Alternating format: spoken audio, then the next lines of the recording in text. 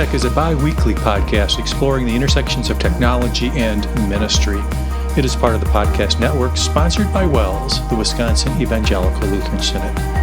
Our show today is hosted by Martin Spriggs and Sally Draper.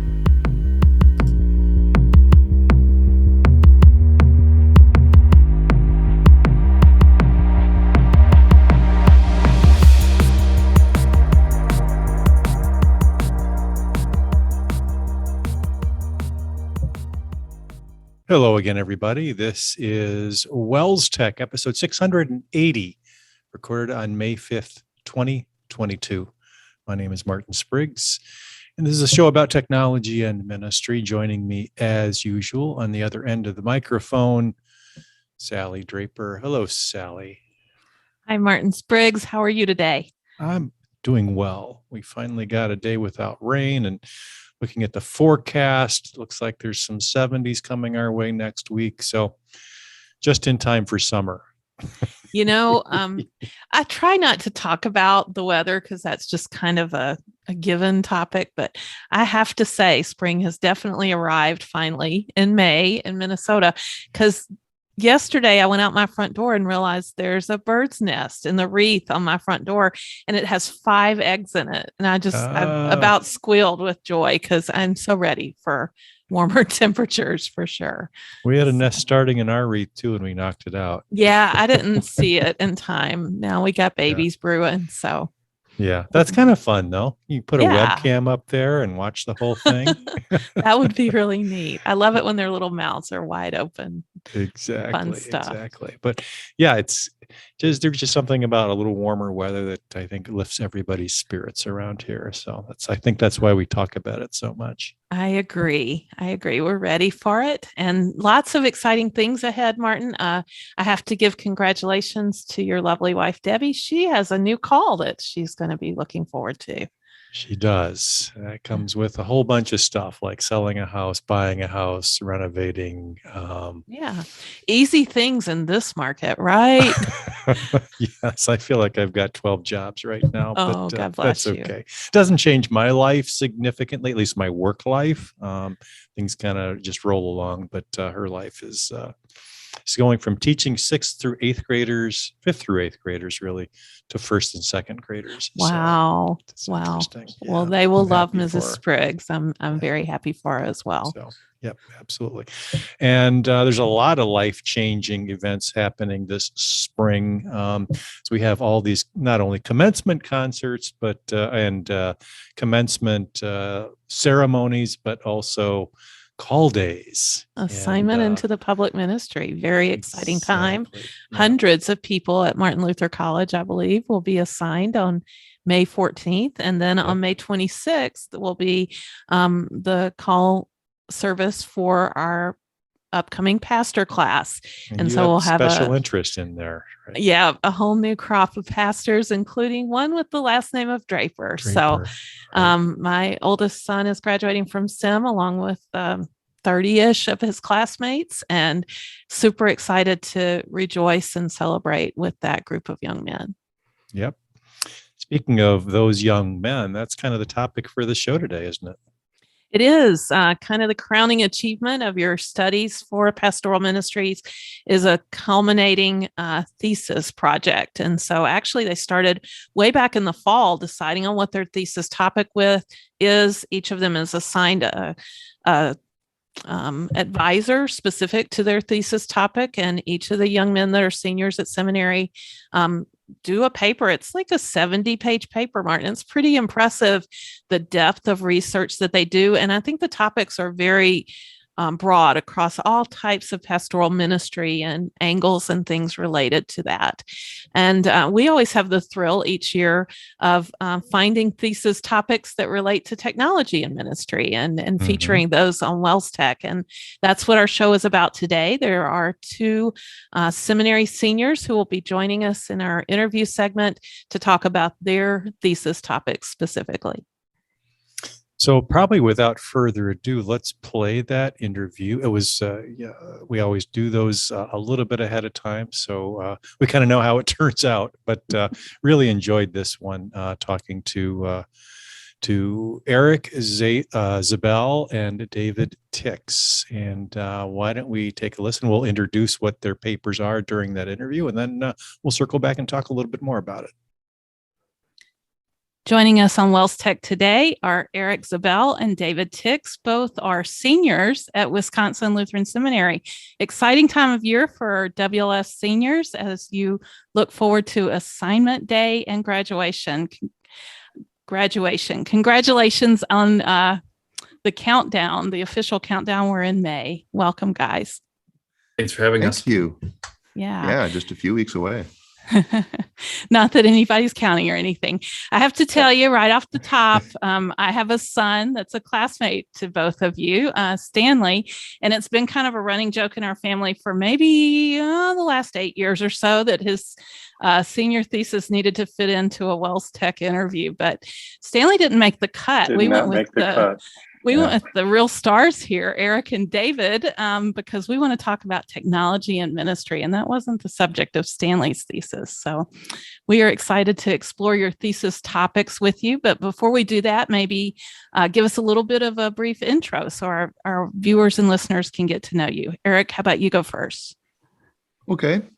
I'm Eric Zabel, and my home congregation is St. Paul, Green Bay, Wisconsin. So not too far from home right now, but I was far from home last year. I vicared in sunny Tucson, Arizona, and that was a wonderful experience. None of those winter blues, a lot of beautiful canyons, and the desert is actually quite nice too.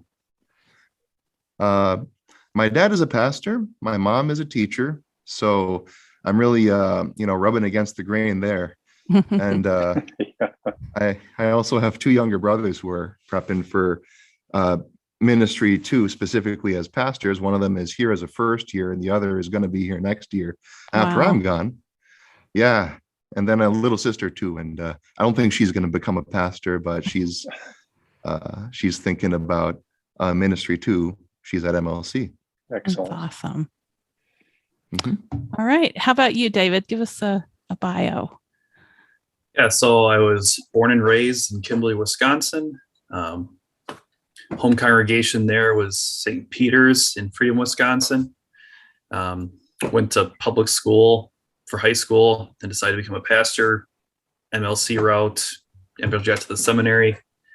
And I served in Columbus, Ohio last year.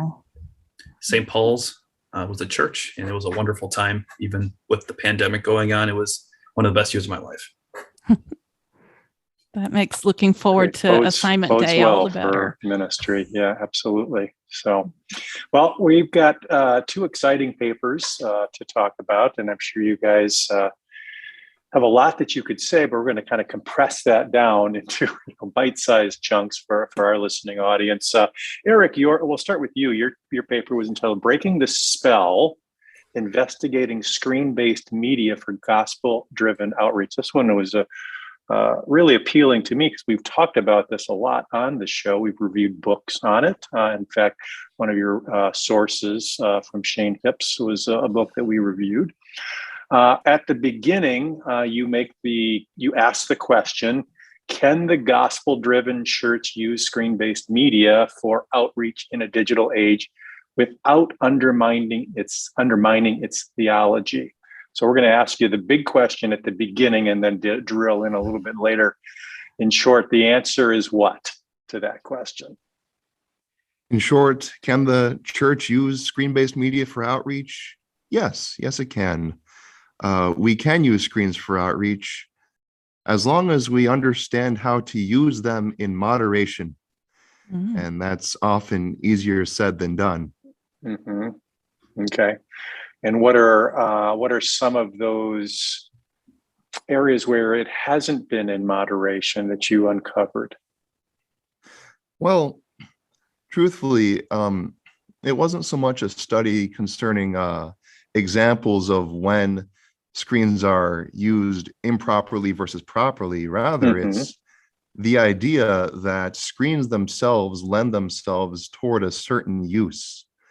And if we're not conscious of that, we end up using them the way that put one way, they want you to use them rather than the way you want to use them.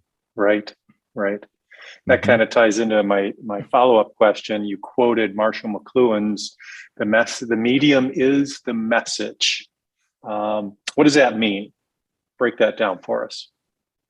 Yeah, it's a very succinct phrase, and it's been really the driving force behind a lot of my thinking behind this thesis. The medium is the message is a phrase that means whatever medium you use to communicate a message, whether that medium is a letter, a get well card, a novel, a television program, a text message, or even speaking words, or a Zoom call, that medium is always going to become a part of the message you communicate,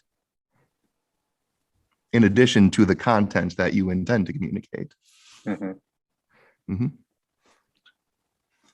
For example, if my goal is to communicate the meaning of life to you, I'd probably sooner use a book to do that than smoke signals. Both are used to communicate messages. And there's a reason that sounds silly, because one medium is objectively better at communicating abstract ideas.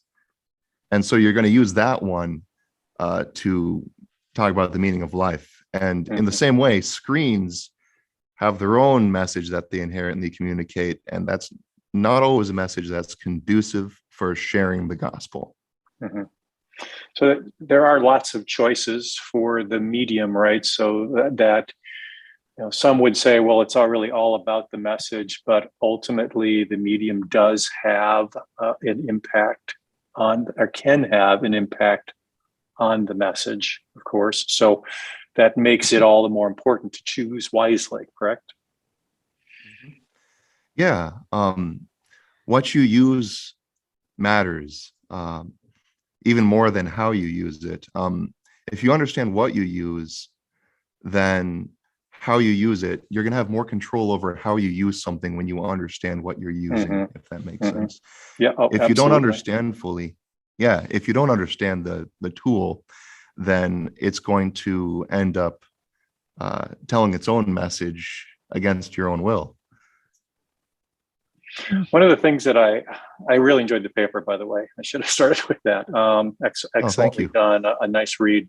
One thing that I underlined, double underlined, was the statement, unbelief, not media, veils the gospel. And then you reference 2 Corinthians 4, the God of this age has blinded the minds of unbelievers so that they cannot see the light of the gospel that displays the glory of Christ, who is the image of God.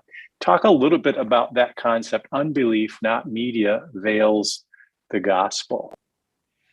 Because that seems that's kind of the other side of the coin, right? It would be too easy to set up a straw man and to say, TV bad, throw it out. Screens bad, that's the problem. No, the problem that hinders the gospel is always going to be people.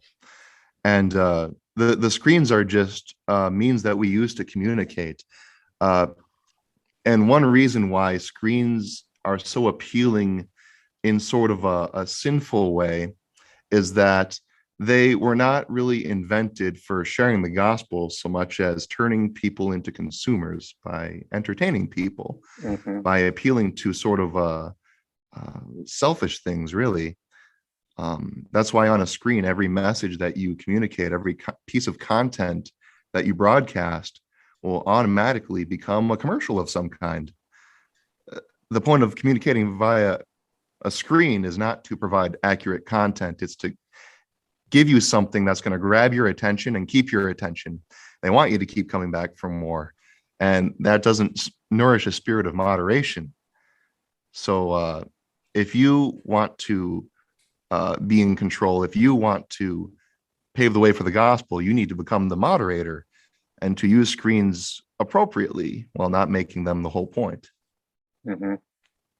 Yeah, I don't know if you quoted it, but one, I think, quote from Shane Hipp's book is, the screen always wins.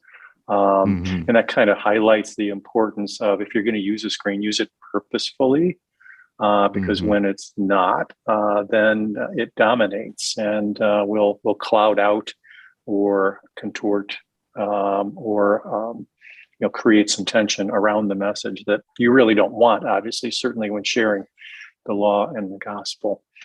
What's the main message? Let's bring it down and do some application. What's the main message that you'd maybe want to get across to pastors, outreach chairmen, congregations? What's their takeaway from your research? What's the big idea? I would say the main takeaway is that what you win people with is what you win people to. If your ministry becomes about grabbing people's attention and being flashy or appealing to emotions in some way, that's what people are going to come to church expecting every Sunday. Mm-hmm. And if you're striving for, in addition, if you want to go for successful outreach by using the right tools and engaging in the effective practices, that's kind of missing the point, because you want to make every effort to think carefully and deliberately about how you want to go about gospel ministry, no matter where that leads you, whether that leads you to screens or elsewhere. The point is to hook people with the gospel. And if you're being authentic and personal as you're fishing for men, you're equipping your brothers and sisters to do the same thing. Excellent. Well put. My last thought here kind of gets even more personal. How has this changed your thinking as you prepare for your first true full-time ministry opportunity? Well, it really forced me to be self-reflective. And I guess in a sense, it's a relief, because thinking about these things helps me get over myself.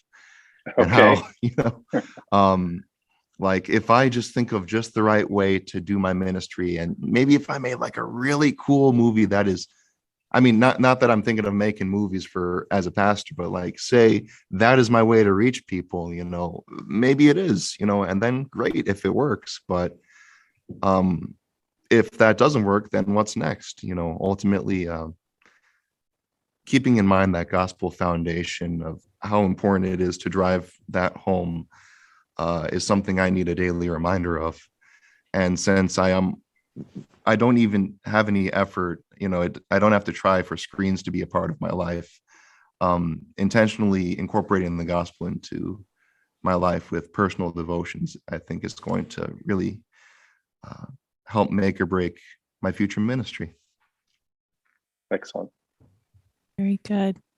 We're going to shift gears. We're going to talk about another screen-related topic, David's thesis, which was titled Player or Played? How does the counseling pastor help someone suffering from video game addiction? So a little different twist on screens, where our world has come to now after really just a short time in this digital age. This video game addiction concept is new to us, and it's causing problems. And it very well may be that many pastors will be facing this kind of challenge with some of the members of their congregation and needing to support them. And so, David, you spent a good bit of time on research. I guess right off the bat, I would guess that maybe some of our listeners are surprised that video game addiction is actually a real thing. What does it look like? What kind of consequences does it have when this takes hold of someone? Yeah, sure. It's not surprising that video game addiction is not really on people's radars, because it wasn't on any of the books, so to speak, up until a couple of years ago. In 2013, the DSM-5 released their manual giving different definitions and diagnostic criteria for different mental illnesses. And in that DSM-5, they didn't have video game addiction as a listed mental illness. They did have it at the end, saying this is something they want to look into for the next edition. And that was in 2013. Mm-hmm. It wasn't until 2018 that the ICD, which is another type of organization that looks at mental health issues and diagnostic criteria for those mental health issues, it wasn't until 2018 that they actually made a list of diagnostic criteria that different doctors could use to diagnose this thing. So here are just a list of a few of the diagnostic criteria from that source. So if you're video game addicted, you usually are preoccupied with gaming. So it means it's one of the forefront things at your mind. It's what things you always want to be thinking about.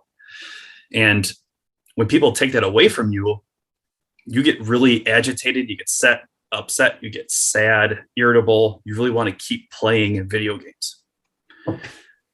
And on top of that, you really don't find enjoyment out of doing anything else besides video games, even to the point where you're going to give up other activities like hanging out with other people, eating, taking care of your body, taking care of your grades, sleeping even. And according to the research, they would even give up things like sexual intimacy in order to play video games because it was that enticing to do.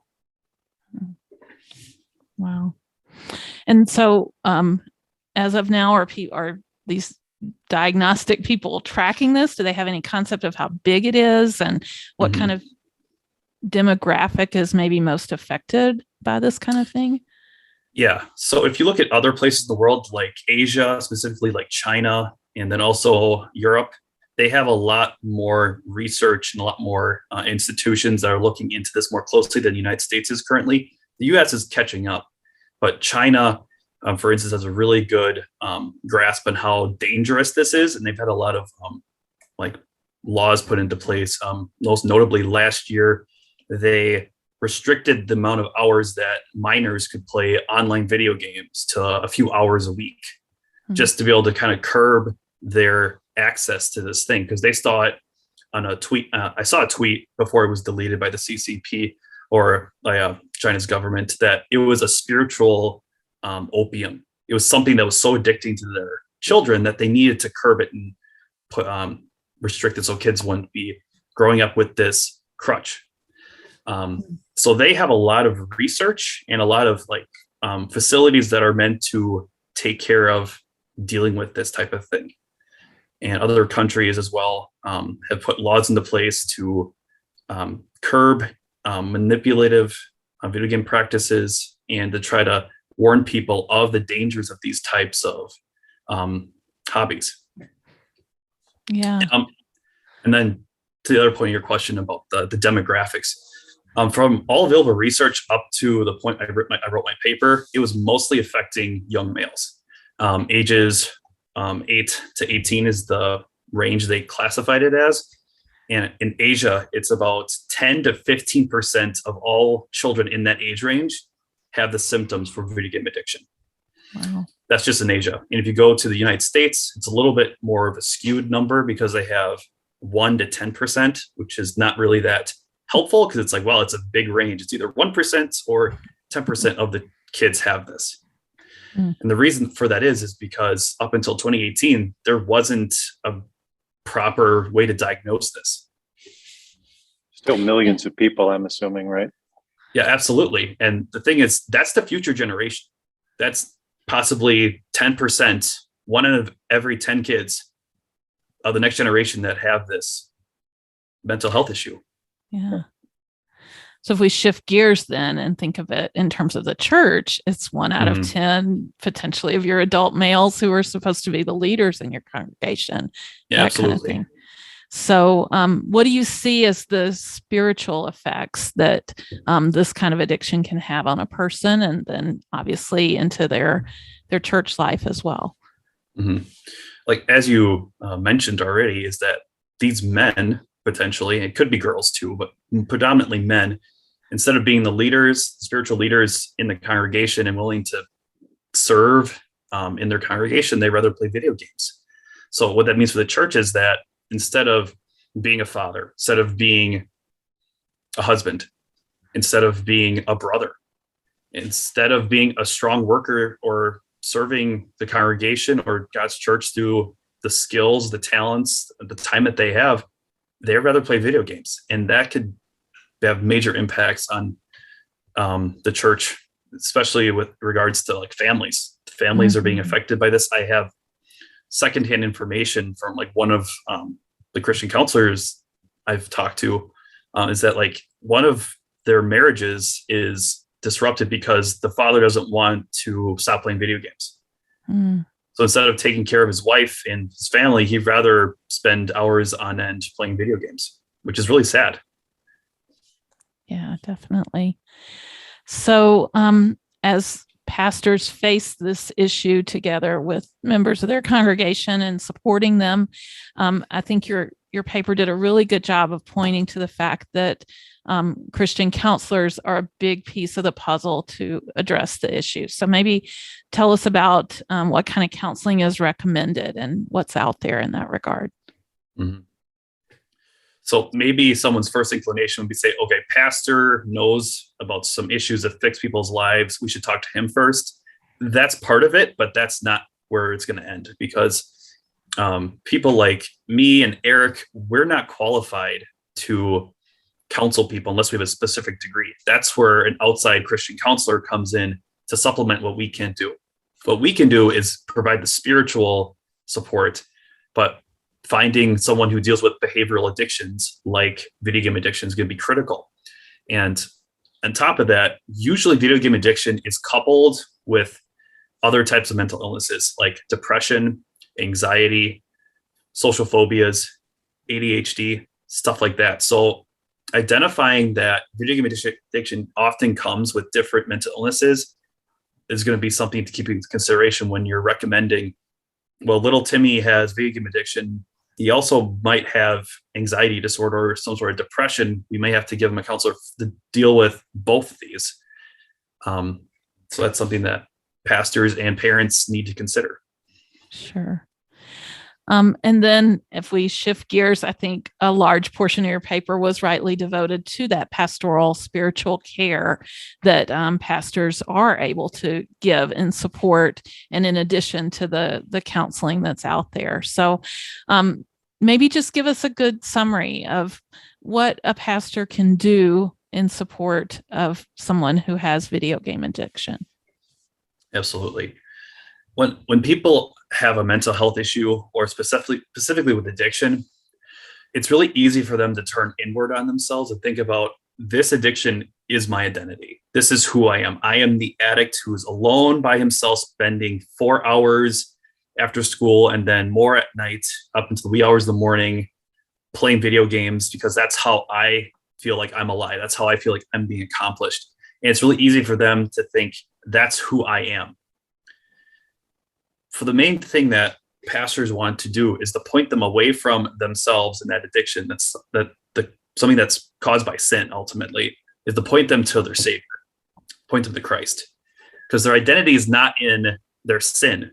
Their identity is in the one who took away their sin, Christ. Hallelujah. So in a Christian counselor, they point them to the cross. And we use the repentance model to help do that. We start with objective justification, which just reminds them Jesus died for the sins of the entire world, including video game addiction, including the other sins in your life that may have caused the video game addiction or whatever it is. Christ died for even that sin, and just to really drive that home in the first place. And of course, you got to go over how video game addiction is affecting their relationships, how is it affecting their role as a student, as a father, as a brother, as a husband, as a worker, or as just a Christian.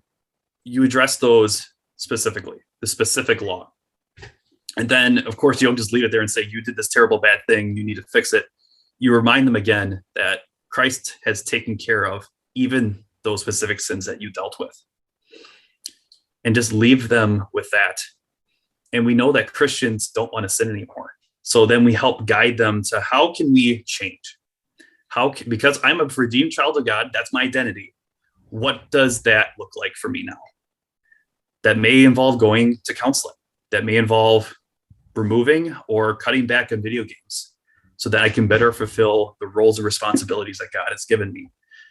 And that may be a painful process, and it may cause relapse. It may cause other hiccups in the process of dealing with this. But again, pointing them back to Christ and remembering who you are. I'm a redeemed child of God, and I want to live my life doing what God would want me to do.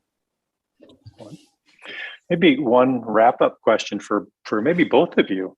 Why did you choose the topic you chose? Was there something personal about it? Was it just picking from a list? What pointed you in those directions? Maybe Eric, you first. Well, I for one, I suppose I read this book called Amusing Ourselves to Death over my vicar year. It's by Neil right. Postman, and it's from the 80s. And it's a book that I heard my dad talk about as important. And the fact that it was written so long ago, I thought, this was written before even the advent of digital culture, and that adds a whole new layer to things. Maybe we could add a modern confessional Lutheran perspective to this, and really try to get to the heart of what's going on. And on a personal level, I'm someone who enjoys movies, who there's that new TV show called The Chosen, which is about Jesus and his disciples. And I think it's a fantastic show, but it got me thinking while I was watching it, what really is the message here? Why is this show popular with not just Christians, but with Jews, Muslims, all kinds of people? They all like this version of Jesus. Why is that? As opposed to the Jesus of the Bible. Right. So it got me thinking, and the paper was just, I guess, therapy. Good. Yeah, I could tell your heart was in it. It was certainly well written, timely too. Mhm. Thank you. How about you, David? Yeah, so several reasons why I chose this topic over some different ones. I was wrestling between this and other social media ones, but the reason why I chose video game addiction is because I, for one, am a video game player. I definitely support people playing video games in moderation, of course. And there's a lot of science supporting that it's been used for rehabilitating people, and it's a social connector, but you got to use it correctly. Mhm. So I'm an advocate of video games, but you have to be aware of just this rapid influx of people being more exposed to video games recent years, especially during COVID, where the video game industry just skyrocketed compared to other industries that like crashed or just didn't exist anymore because of things locking down. People will stuck at their homes, they're playing video games.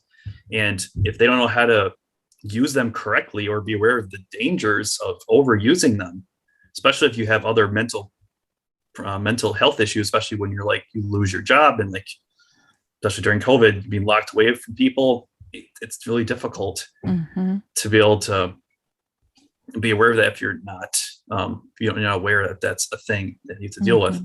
And then one more thing, there wasn't a lot of Christian, especially Lutherans, research on this before. And that's not a criticism of anyone. It's more of an observation that we haven't talked about this, and understandably so, because it hasn't been identified officially until 2018.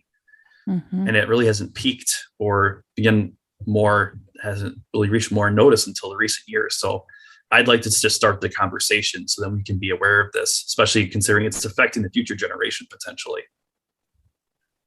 Very wise words. Thanks for both of your investment and all the time and research that went into these papers. There's a whole collection of them out in the Wisconsin Lutheran Seminary Library, and we will definitely include links to your papers in our show notes, and other papers can be accessed from the same location. So thanks for taking the time to join us today. We really appreciate it.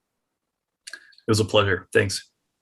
Thank you for inviting us. Blessings as you approach call day. And on behalf of these two WELSTech hosts and the Grateful Synod, thank you for dedicating your life to public ministry. That is awesome. And we need more people like you to say, hey, this is important, and I'm going to do this for a living. So blessings and your new ministries, wherever those are. We'll be watching. Yes. Thank you. Appreciate it. Thank you to Eric and David. Also should give a shout out to Professor Nathan Erickson, who is kind enough to kind of go through the papers and give us a kind of a pointer in the right direction of, you may want to consider these. These seem to be tech related, and he's kind of a techie himself too. So appreciate his feedback, but very, very scholarly works and very informative. I enjoyed reading. We both took one and we read it and based some questions around it, and then enjoyed the conversation.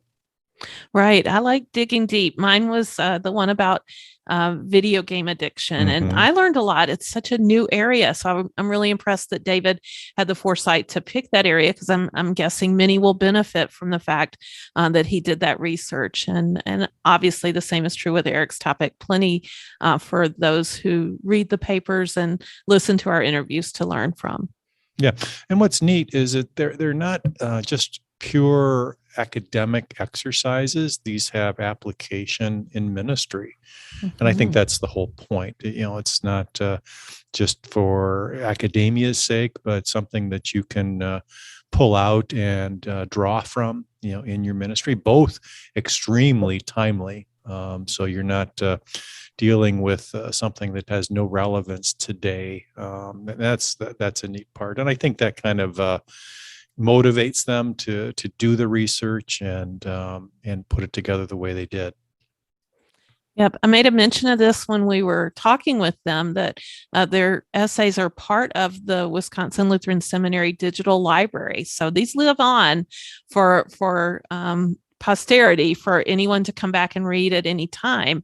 And just a vast resource that if you aren't familiar with, it's probably worth going and poking around just in general to see the loads of information that's included in the seminary library. And you can find all kinds of topics here. So if there's things that you want to read more about, this is something to definitely bookmark and come back to. Yep. And at some point, maybe in the future, Stanley will get on the show and talk about something technology. He It's did kind of a offer running to joke. join. He did offer to join the conversation and talk about how he did his research using the internet, but I didn't think that cut the Didn't qualify. mustard. So The bar yeah. is higher for WELSTech, yes. So, but Sorry, Stanley. yeah, missed out. Not like I didn't encourage him, but oh well. That's right. If I read you the topic, I can't even remember his topic. It was very deep and I don't know. You'd understand why it wasn't tech and ministry for sure. It was doctrine related. So Yeah. Now we've whetted their appetites. They'll have to go to that essay yeah, site that's and right. figure out what it was. All right. But again, thank you, Eric and David, for taking that time, and blessings as you approach call day. That's that is an exciting time. Definitely. All right, let's move on to our ministry resource segment. And I ran across this article.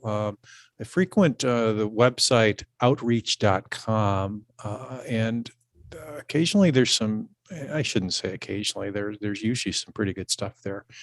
And as we come up on summer, one of the articles that I pulled out of there that I think is relevant and a good ministry resource is a blog post entitled 12 Great Church Outreach Ideas for Summer.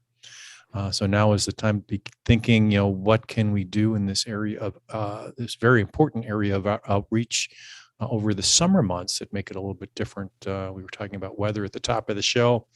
And they have it's a quick read and just a good reminder that there are opportunities to share the gospel with different events and different social events and otherwise that you can do over the summer months. Just to give you a quick sampling, host a free outdoor movie night. That's kind of cool. We're getting into a little bit warmer weather here, and that's more of an opportunity, especially while the bugs are down. So earlier in the summer, sports in the park, church in the park, a church garage sale. I thought that was kind of cool. We're kind of in moving mode and wondering if we should do a garage sale ourselves and having a church garage sale. And I don't see those very often anymore. I think that's a great idea, just to invite the community, invite all your members to bring their stuff, and just get people onto the church campus. Yard work, offering a cool zone. So those in very warm climates, can offer people a chance to come in and enjoy the air conditioning. Maybe they don't have it themselves.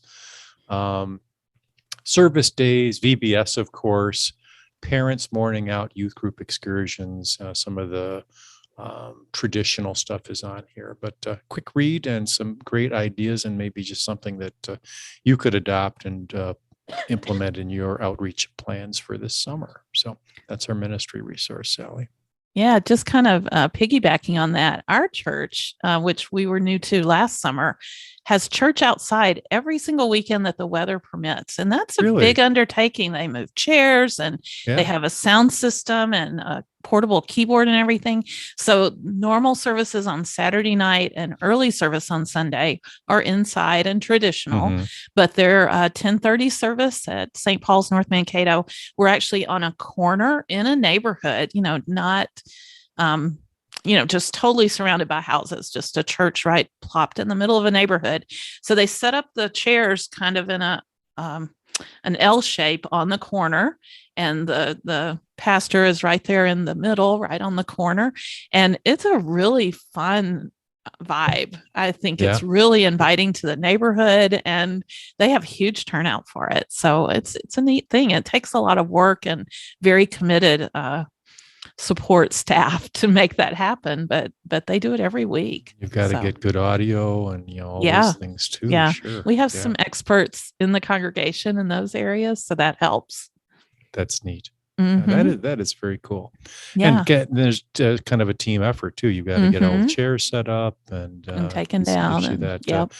Not only is it kind of nice for the members and maybe good outreach or good showing in the community, but just a good service opportunity too, to get people involved and thinking along these lines. So and you get to enjoy the beautiful outdoors.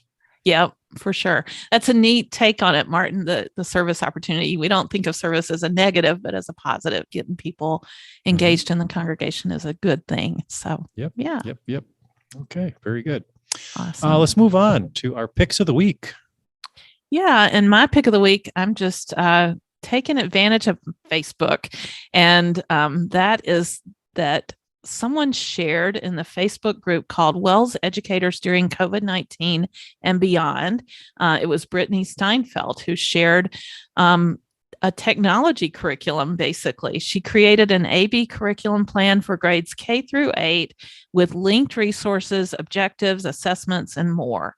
And she just offered it up to the group to copy and use in their own schools. It was her finals project for a master's degree class. And so she's just sharing it with WELS educators, which is just amazing.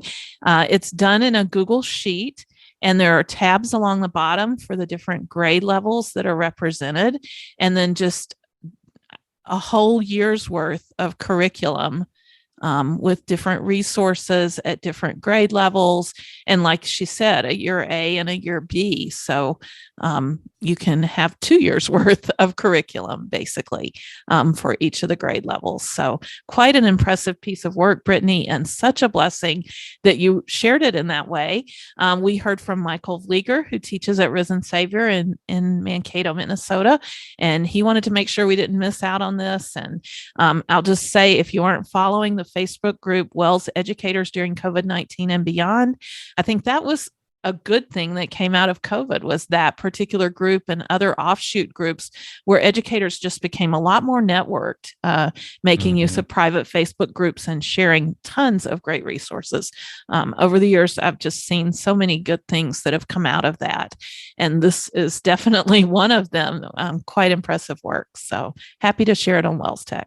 Yeah, quite a number of educators that belong to that group. So you get a lot of good mix and conversation. Mm-hmm. Excellent. All right. My pick of the week actually has to do with my whole moving experience. We closed on a house last Friday. And one of the things that came along with the house, this is the 21st century now, is a Ring floodlight cam. I'd never used these before, although I've used Echo products and Amazon products, and Ring is a product of Amazon. You've heard of Ring doorbells, but they have all kinds of security equipment now, and really impressed with this. It came along with the house, and I just had to put up a network and connect it to the Wi-Fi. But these floodlight cams have a camera on them, obviously. They also have a microphone and then 2 floodlights. So they will, they're motion sensitive, of course. So they will come on, and you can set them to be sensitive to a certain area. They kind of have infrared capabilities so that they can see at night. They also have a siren if you want to enable that, depending on where the camera is or where where your setup is. But they're wired just like any other floodlight concept is on your garage or wherever it is that you want to put it. They're actually not as expensive. I didn't have to. Well, I kind of had to pay for it. I had to pay for the whole house, and this came along with it. But I looked it up. They cost about $200 a piece, and which is actually not too bad for what you get. The video quality is very good. You can do a live feed, or if you pay for Ring service, you can have it recorded in the cloud. It notifies you through the Ring app. Whether that be on your computer or on your smartphone or whatever. Just a nice safety feature. And I think there's applications both for your home, but also church or school too. A lot of our churches and schools are smaller and maybe don't want to put in a full security system. I think there is a possibility to use a system like this if there's just one entrance or exit that you want to monitor. This is real easy to set up. You just have to have decent Wi-Fi to the areas that you want the camera to live, and works really nicely. I'm impressed with it. So it's a 1080p HD video. It comes in black or white, and all you really need is just the electricity out there. I think they make a battery operated one too, but that's not quite as, in my opinion, as useful if you got to climb up there and change the batteries all the time. But super easy to set up. Echo and Ring and Amazon make that real easy. So that's my pick. And it looks like you can actually talk to your friend Alexa. You can, yes. And you can say, show me my garage camera or whatever. And I'm just wondering if she's going to respond, but I think she's called off the guard. So I was nervous to say that word in the same room, but I survived it. So there's my little nugget from my moving experiences. Very good. And I love how nothing is ever free. It came along with a hefty price tag for the house, but you didn't pay $200 for it. At least. It was the most expensive floodlight cam ever. There you go. Yes. Actually, there were 3 of them, plus the doorbell all came along. So that was actually kind of cool. So front, side, back. It's not a dangerous neighborhood, but apparently the previous owner felt that they wanted to see everywhere. So. Mm-hmm. Not a bad idea. All right. Let's move on, Sally, to community news and feedback. And I'm going to share my screen once more because I want to show you a website, tasteofmissions.com.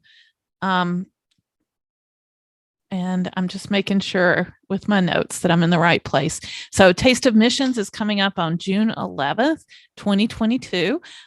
Apparently that's only 37 days, 6 minutes and 30 seconds away. So you better hurry up and get registered if you're going.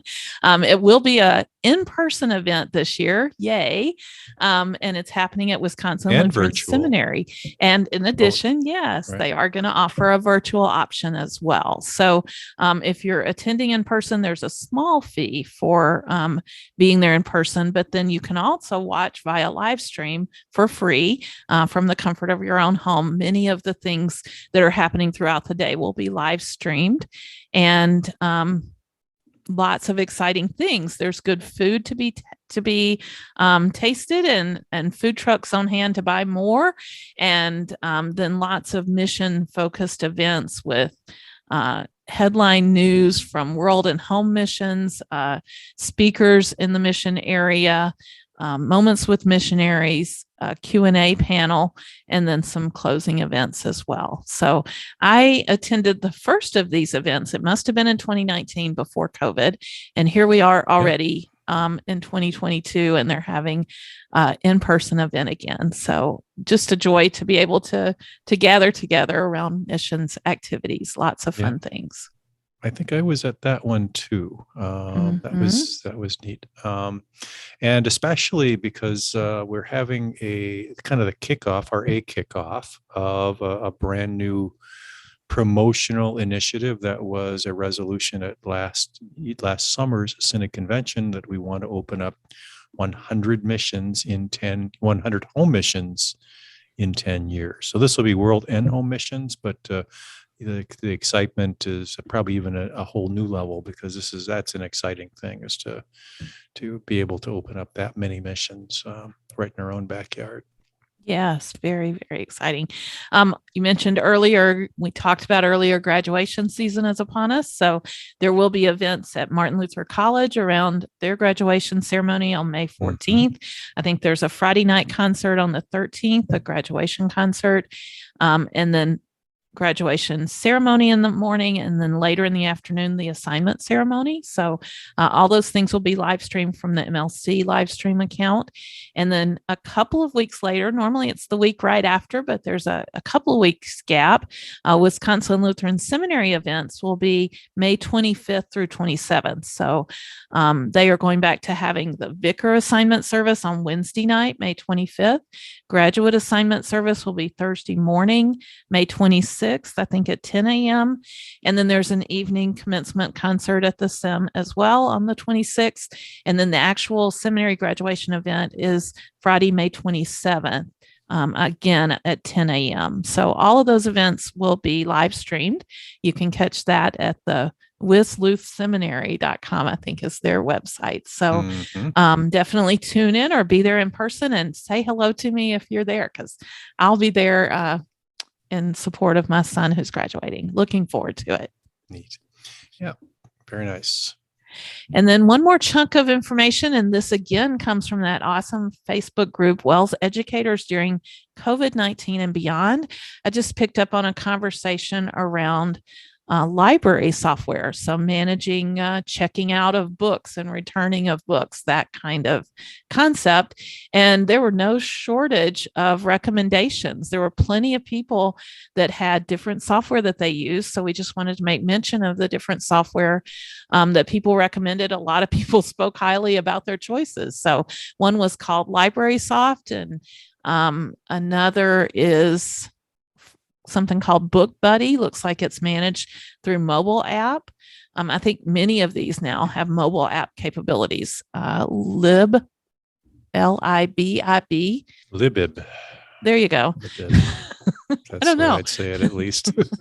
Another cataloging service for books.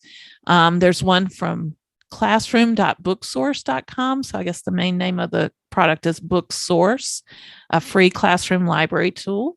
And then finally, someone mentioned using Surpass software for managing a library. So lots of options. We'd love to hear from you if you have other library software experience that we can share with WELSTech listeners, as I'm sure that's a need in pretty much every one of our schools that are out there. So good stuff. Excellent. Sally, if somebody wanted a community feedback avenue to get in touch with us, share some stuff with us, or ask us a question or suggest an interview, how would they do that? Well, there's plenty of ways, and I guess the key to all of it, our hub is found at welstech.wels.net. That's the show notes page that's existed since 2008. And you can find all our history there and search and learn from different interviewees and topics we've discussed in the past. Up along the top right are all our different social media channels. So you can communicate with us through Facebook or Twitter or Pinterest if you like. We're on Instagram. And then other methods of getting our show through different podcast apps and things are there. You can send us a good old-fashioned email at welstech@wels.net, or you can even leave us a voicemail. There's a blue bar on the right side where you can click and record voice with whatever device you're on, using the microphone right there without having to call us or anything. And we'd be happy to share your voice on WELSTech and, share your experiences with other listeners. Excellent. Another favor you can do for us is leave a review and give a rating to this podcast on your favorite podcast player. That increases the ranking and increases the likelihood that other people may find us and maybe listen in on different ways that they can share the gospel through technology. So please do that if you're so inclined. Sally, thanks for your time today. And the excitement builds as you'll have a son in the ministry. That's awesome. And again, thanks to Eric and David. And we're praying for you guys as well, that the Lord finds the perfect place for you, as I'm sure he will. And you get to share that gospel on a full-time basis. That's awesome. So thanks everybody for joining us. We will talk to you soon. Bye-bye.